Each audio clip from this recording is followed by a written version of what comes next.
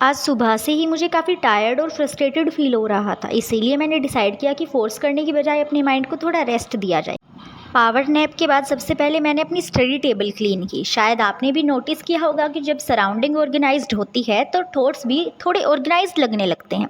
UPSC preparation में discipline सिर्फ time table में नहीं, इन्वायरमेंट में भी दिखना चाहिए। मंजिल उन्हीं को मिलती है जिनके सपनों में जान होती है। पंखों से कुछ नहीं होता, हौसलों से उड़ान होती है।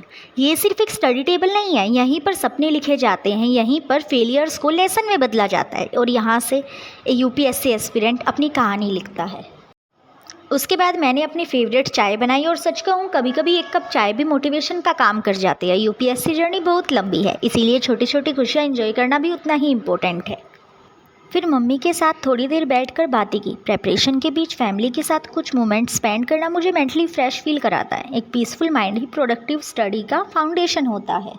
पहले खुद को फ्यूल करो, फिर सपनों को। यूपीएससी की प्रेपरेशन सिर्फ पढ़ाई नहीं, खुद का ख्याल रखना भी सिखाती है। अब टाइम है आज की रिवीजन सेशन का, क्योंकि यूपीएससी प्रेपरेशन में सिर्फ पढ़ना ही काफ़ी नहीं होता, जो पढ़ा है उसे याद रखना भी उतना ही ज़रूरी है।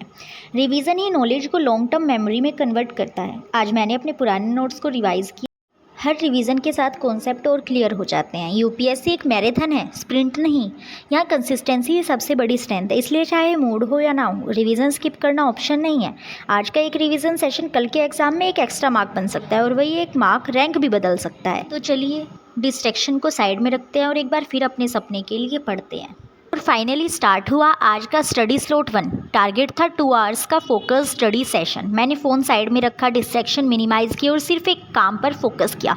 यूपीएससी की प्रेपरेशन में हर स्टडी सेशन एक ब्रिक की तरह होता है। रोज़ थोड़ा थोड़ा करके ही सिलेक्शन की बिल्डिंग तैयार होती है। और शायद यूपीएससी प्रेपरेशन का सबसे इंपॉर्टेंट लेसन भी यही है, show up even on the days when you don't feel like it.